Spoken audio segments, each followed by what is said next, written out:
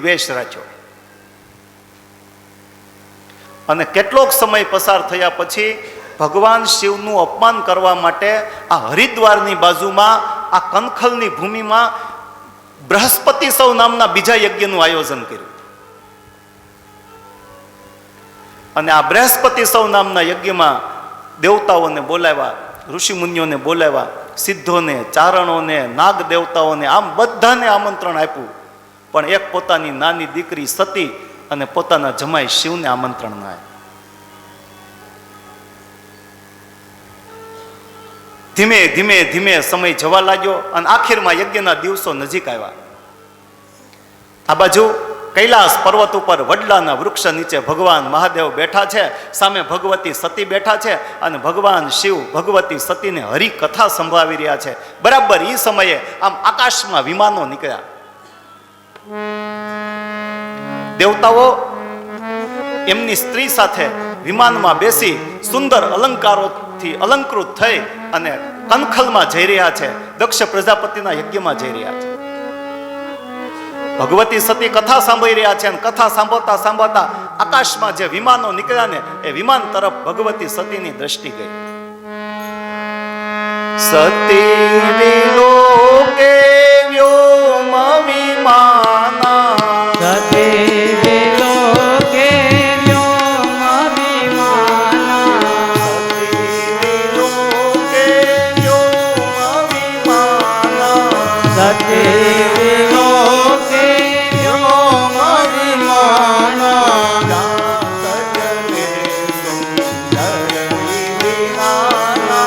જાત ચલે સુંદર વિધિનાના,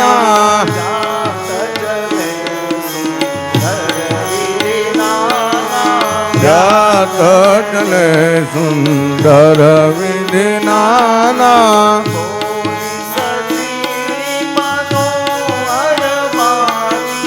બોલી સતી મનોહર બાની,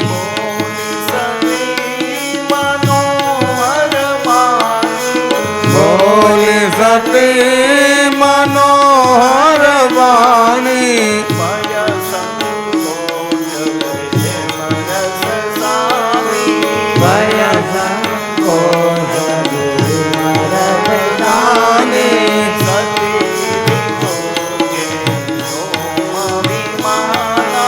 સતી વિલોકે વ્યોમ વિમાના. સતીની નજર આમ આકાશમાં વિમાનો નીકળ્યા ને એના તરફ પડી. ભગવાન શિવ કથા સંભળાવતા હતા, ત્યાં સતીએ વચ્ચે ભગવાન શિવને પ્રશ્ન પૂછ્યો, નાથ, આ દેવતાઓની સ્ત્રીઓ સુંદર અલંકારોથી શણગાર સજીને પોતાના સ્વામીની સાથે વિમાનમાં બેસીને મારા પિતાના ભવન તરફ જઈ રહી છે, તો શું મારા પિતાના ભવનમાં કોઈ ઉત્સવ છે? ભગવાન શિવે વિચાર્યું કે હવે આનું ધ્યાન કથામાંથી વિમાનમાં ગયું છે ને, એટલે હવે આ કથા નહીં સાંભળે. એટલે ભગવાન શિવે કથાને વિરામ આપ્યો અને ભગવાન શિવે કહ્યું કે હા દેવી, તમારા પિતાના ઘરે પ્રસંગ છે, યજ્ઞ છે. સતી ઊભા થઈ ગયા કે મારા પિતાની ઘરે યજ્ઞ? હા દેવી. કહે નાથ, જો મારા પિતાની ઘરે યજ્ઞ હોય ને તો મને આમંત્રણ આપ્યા વગર રહે નહીં. ભગવાન શિવે કહ્યું કે દેવી, આપણને આમંત્રણ આપ્યું નથી. તો ભગવતી સતીએ કહ્યું કાંઈ વાંધો નહીં નાથ, આમંત્રણ ના આપ્યું તો શું થયું? તમે જ્યારે સત્સંગ કરતા હતા ત્યારે તમે એમ કહેતા હતા કે 4 વ્યક્તિની ઘરે તો આપણે વગર આમંત્રણે પણ જઈ શકીએ. તમે જ્યારે સત્સંગ કરતા હતા ત્યારે કહેતા હતા. સતી કહે છે, જદપી મિત્ર પ્રભુ પિતુ ગુરુ ગયા, જદપી મિત્ર પ્રભુ પિતુ ગુરુ કેવા, જદપી મિત્ર પ્રભુ પિતુ ગુરુ ગયા, જદપી મિત્ર પ્રભુ પિતુ ગુરુ કેવા,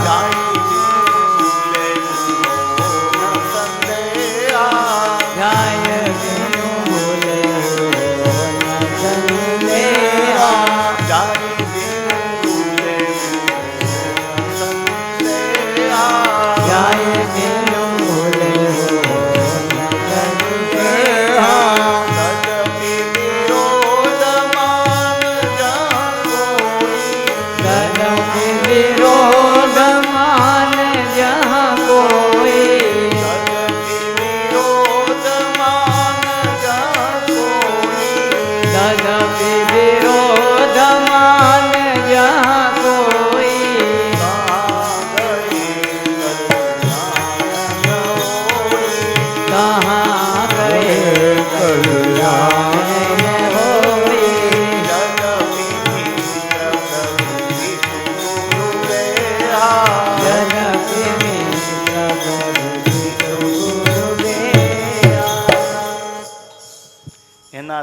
તમે જ્યારે સત્સંગ કરતા હતા ત્યારે તમે જ કહેતા હતા કે 4 વ્યક્તિની ઘરે આપણે વગર આમંત્રણે જઈ શકીએ.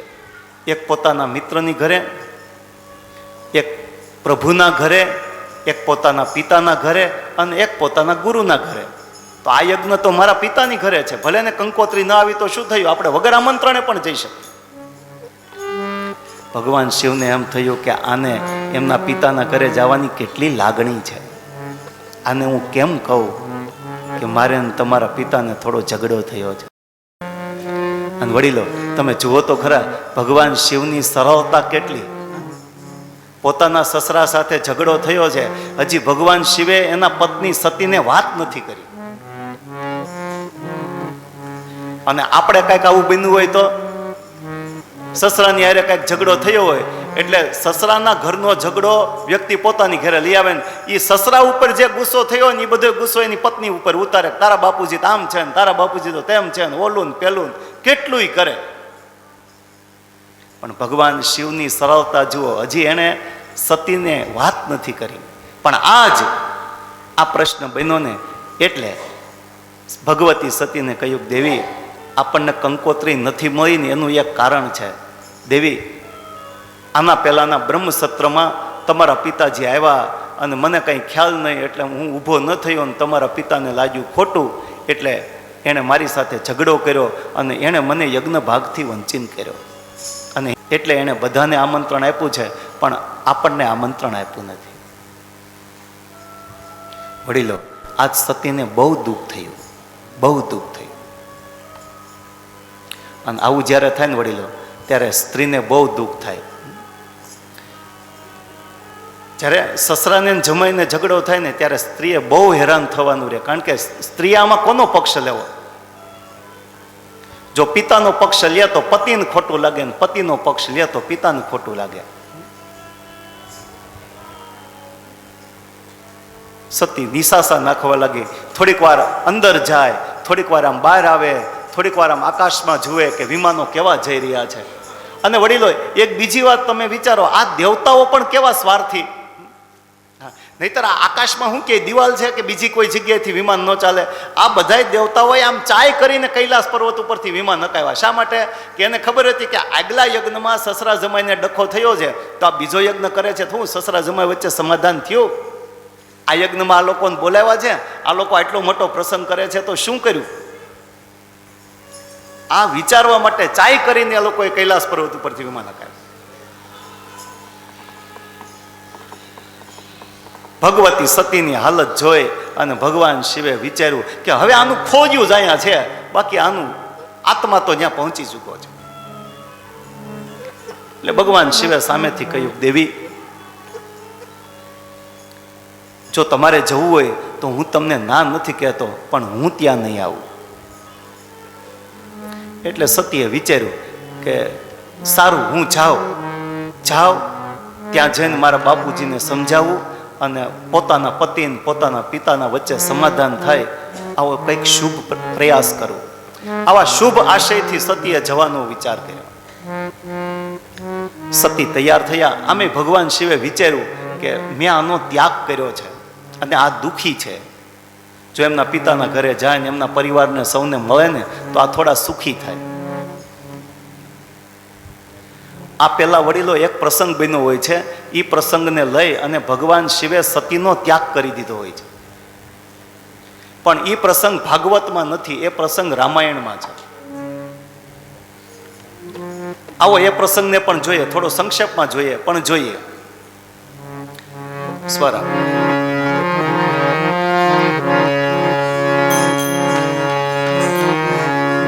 એક બાર ત્રેતાયુગમાં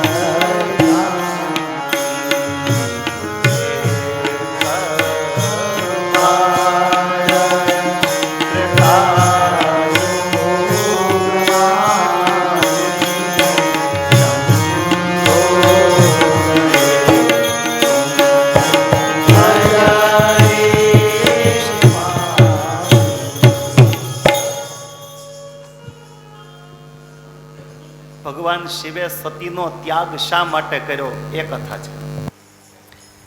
એકવાર ત્રેતા યુગમાં ભગવાન શિવ અને ભગવતી સતી કુંભજ ઋષિના આશ્રમે ગયા. એક બાર ત્રેતા યુગ માહી શંભુ ગયે કુંભજ ઋષિ પાઈ. વડીલો, કુંભજ એટલે અગસ્ત્ય. અગસ્ત્ય ઋષિનું બીજું નામ છે કુંભજ. શા માટે? કે એ કુંભમાંથી પ્રગટ થયા છે એટલે એમનું એક નામ છે કુંભજ. ભગવાન શિવ અગસ્ત્ય ઋષિના આશ્રમે શા માટે ગયા છે વડીલો ખબર? રામ કથા સાંભળવા માટે. ભગવાન શિવના ઈષ્ટ છે રામ અને રામના ઈષ્ટદેવ છે ભગવાન શિવ. બંને પરસ્પર એકબીજાને ભજે છે. એ તો બધું બરાબર, પણ તમે વિચારો તો ખરા કે આ પૃથ્વી ઉપર કેવા વક્તાઓ હશે, કેવા કથા કહેનારા હશે કે કથા સાંભળવા માટે ખુદ પરિબ્રહ્મ પરમાત્માને કૈલાસ પર્વત ઉપરથી ઉતરીને આ પૃથ્વી ઉપર આવવું પડે.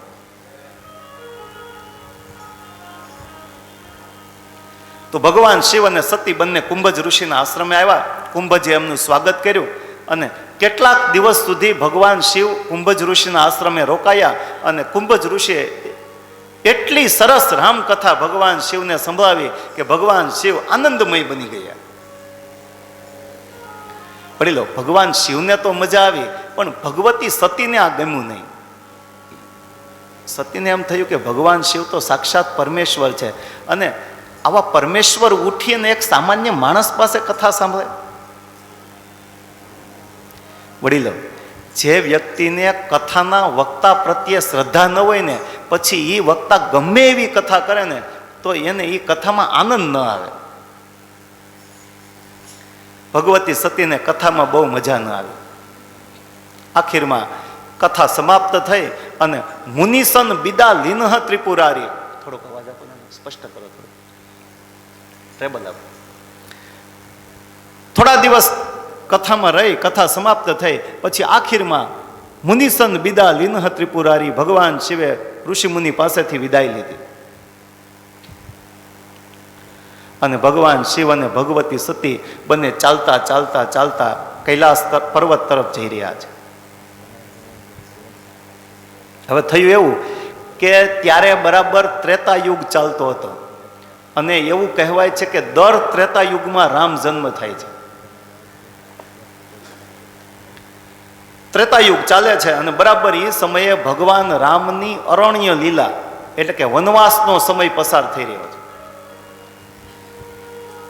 હવે ભગવાન શિવ અને સતી બંને કૈલાસ પર્વત તરફ જઈ રહ્યા છે અને એ સમયે ભગવાન રામ અને લક્ષ્મણ બંને સામેથી આમ ચાલી આવ્યા છે.